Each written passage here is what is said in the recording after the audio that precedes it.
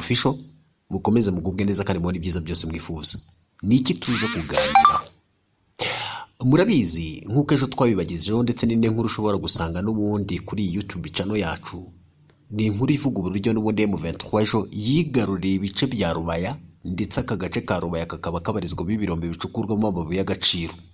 Aka gace ka Rubaya rero kari kararindishijwe n'ubundi ingabo zo mu Burundi. Murabizi ko Burundi bwohereje ingabo muri Repubulika ya Demokarasi ya Kongo kugira ngo zijye gufasha igisirikare cya Kongo FARDC mu rugamba jyanganye muri umutwe wa M23, ndetse banoherejemo n'umutwe wa FDLR ndetse n'abandi basirikare barimo n'abacancuro. Ariko ku munsi w'ejo M23 yakoze operation yatumye n'ubundi aka gace ka Rubaya gafatwa cyangwa se kajya mu maboko y'umutwe wa M23. Abasesenguzi benshi rero bagiye bavuga ko rwose gufatwa kwa Rubaya, aka gace ka Rubaya kakajya mu maboko n'ubundi M23, bakirukana ingabo z'u Burundi, bakirukana FDLR, bakirukana n'ubundi n'indi mitwe itandukanye ndetse n'abacancuro bari barahawe kwirinda kano gace, bifite ingaruka kuri iyo mitwe, kuri abo basirikare boherejwaho, bikagira ingaruka kuri iyo mitwe yari yaroherejwe kujya kurinda ku gace, ndetse bikagira n'ingaruka no ku bari bafitemo inyungu bose. Aya rero n'amakuru n'ubundi yagumeje kugaruka ejo, ndetse bikavugwa ko M23 yari maze igihe yitegura ku buryo yafashe ku gace bidatunguranye, kubera ko ngo ari ibintu byari byarashyizwe ku murongo nk'uko byagiye bigarukwa n'abantu bagiye batandukanye. Rero twakubwira ko M23 bivuga ko nawe yamaze kwemeza ko yafashe ku gace, yigaruriye ako gace, ariko ngo n'ubundi yirukanye ingabo z'u Burundi zari ziri aho, ikirukana igisirikare cya Kongo, ikirukana imitwe irimo na FDLR yari yarahawe kurinda ku gace ka Rubaya gacukurwamo cyangwa se kabarizwamo ibirombe bicukurwamo amabuye y'agaciro. Nta kindi gikomeje kugarukaho n'ubundi aho mu burasirazuba bwa Repubulika ya Demokarasi ya Kongo usibye kwigaruka kwa ku gace. Ese haribazwa ubundi M23 kiri kwigarura ibice bitandukanye, irashyira ifate Goma? Reka rero tuganire bakunze babisobanukirwa Official. No kuvuga ngo Rubaya nkuko twari tumaze kubabwira ko rwose ku munsi w'ejo M23 yigarura agace ka Rubaya nkuko byagiye bigarukwaho, inkuru inakomeje kuvugwa mu burasirazuba bwa Repubulika Iharanira Demokarasi ya Kongo nifatwa agace ka Rubaya muri Masisi gakize ku mabuye y'agaciro ya Coltan. Kuri uyu wa kabiri rero kakaba kafashwe n'inyeshyamba za M23. Lieutenant Colonel Wiringoma, umuvugizi w'igisirikare cyangwa se umuvugizi w'igisirikare w'ihuriro Alliance Fleuve Congo M23 barizwamo, yabwiye ibinyamakuru bitandukanye kako gace kafashwe kandi ko icyo bareba atari amabuye y'agaciro ahari. Yabwiye ibitangazamakuru ati nta na rimwe twatangije imirwano. Ihuriro rya leta FARDC no kuvuga igisirikare cya Kongo, Wazalendo no kuvuga n'ubundi ni ya mitwe yibumbiye mu cyitwa Wazalendo, ukongeraho ingabo z'u Burundi, batugabyeho ibitero mu birindiro byacu, twarabirukanye ahirubaya. Ibyuko hari amabuye y'agaciro ntacyo bivuze. Lieutenant Colonel rero avuga ko icyo bareba ari ukurinda abaturage, ngo nicyo kibaje cyangwa se kibaraje inshinga.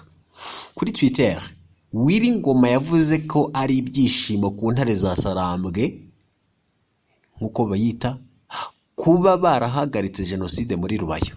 Uyu munsi rero Rubaya isi yabigiye kwigaragambya, cyangwa se AFC no kuvuga Alliance Fleuve Congo, no kuvuga ni irya huriro ryashinzwe na Colonel Nanga, akaba yararishingiye mu gihugu cya Kenya Nairobi, ndetse muri uwo muhango wo gushinga iryo huriro rya Alliance Fleuve Congo byanitabiriwe na M23 n'abayobozi ba M23 ku buryo rwose Bertrand Bisimwa yari ahari, ndetse biza no kuzana umwuka utari mwiza hagati y'ibihugu byombi, no kuvuga hagati y'igihugu cya Kenya ndetse n'igihugu cya Repubulika ya Demokarasi ya Kongo, kubera ko igihugu cya Repubulika ya Demokarasi ya Kongo cyese cyamagaza ambasaderi n'ubundi wa Kenya kugira ngo ajye gusobanura ibyirwo shingwa, kubera ko n'ubundi byavuga ko Alliance Fleuve Congo ifite gahunda y'uko ishaka gukora ubutegetsi bwa Repubulika Iharanira Demokarasi ya Kongo burangajwe imbere na Tshisekedi Tshilombo Antoine. Uyu munsi rero hari kwibazwa Rubaya ise yabigiye kwigaragambya cyangwa AFC M23 bakomeze babohora abakongomani bose batitaye kuri ba Rugigana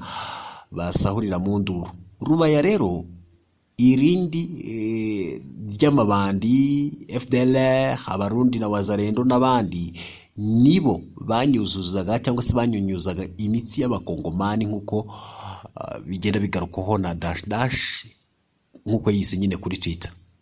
Sasa Tshisekedi yari yarahaye imitwe y'amabandi umutwe w'iterabwoba wa FDLR n'abarundi umuntu atabona hakarasa. Iri huriro ryakosikoze uyu munsi itangira kurasa kuri M23 ndetse no mu baturage. Abasirikare rero n'ubundi bahise batangira gukiza abaturage nabo ubwabo batiretse, maze birukana iri huriro ry'ingabo za Repubulika ya Demokarasi ya Kongo kugeza za Rubaya. Rubaya rero niyivamo amabuye menshi yoherezwa mu mahanga mu buryo bw'amagendu, andi rero abarundi bakayajyana nyuma yaho bivuzwe ko Tshisekedi yasabye Ndayishimiye ko yamuha agace gato bakajya bakuramo amafaranga bemeranyijwe ngo abarundi n'ubundi bamufashe. AFC Alliance Fleuve Congo M23 n'abarizwamo kuba baramaze kubohora agace ka Rubaya nize ngaruka ziri bibite zikurikiraho.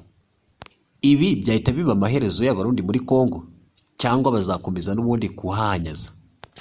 Kuri ubu rero twakubwira ko n'ubundi ibintu bikomeza kuba bicyana muri Repubulika ya Demokarasi ya Kongo kubera ko n'ubundi imirwano ikomeza hagati ya M23 ndetse n'igisirikare cya Kongo n'abari kugifasha cyangwa se n'abafatanyabikorwa bacyo barimo ingabo z'u Burundi. Murabizi ko byagiye bivugwa ko harimo n'ikinyamakuru The Great Lakes Eye cyagiye gitangaza ko u Burundi bwohereje muri Repubulika ya Demokarasi ya Kongo abasirikare bagera ku 6,000 ndetse bikaba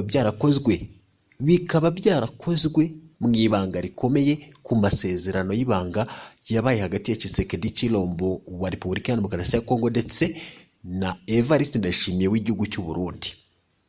Aba basirikare rero n'ubundi byavugaga ko buri musirikare umwe azajya ahabwa 5,000 by'amadolari ya Leta Zunze Ubumwe za Amerika kuzemera kujya ku rugamba. Ariko bamwe mu basirikare banze kujya ku rugamba kubera ko ngo batumvaga impamvu zo kujya ku rugamba, ku buryo bamwe ngo bari gupfira nyine muri icyo gihugu bari kwicwa n'umutwe wa M23, abandi bikavuga ko bafashwe bunyago n'umutwe wa M23, ku buryo M23 yafashe bamwe mu basirikare ivuga ko ari Burundi ikabereka itangazamakuru.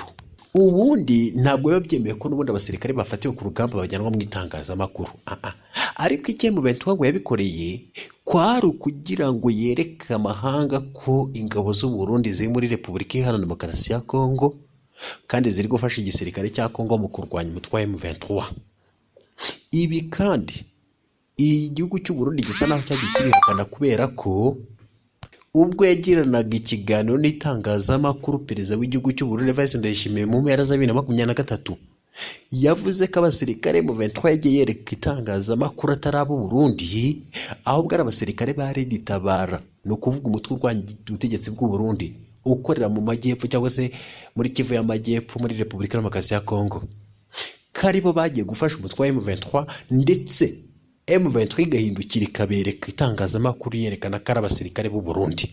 Bivugwa rero ko n'ubundi hari abasirikare benshi b'igihugu cy'u Burundi bagiye bashirira ku rugamba bicwa n'umutwe wa M23 kubera ko ngo batumvaga impamvu bari kurwanaho cyangwa se bari kurwanya umutwe wa M23 ndetse ngo nibyo babaga bemerewe cyangwa se byabaga biteganyijwe ntabwo byabageragaho.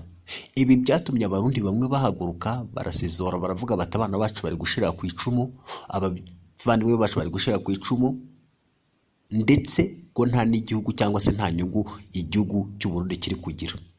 Ngo ahubwo inyungu bivugwa ko zajyaga mu bategetsi bo hejuru barimo na Evariste Ndayishimiye w'igihugu cy'u Burundi nk'uko byagiye bivugwa nyine n'ibitangazamakuru bitandukanye narimo The Great Lakes Eye. Bikavuga ko rero inyungu bikavuga ko ayo mafaranga yajyaga mu mufuka wa Evariste Ndayishimiye ndetse nabo bahuje umugambi.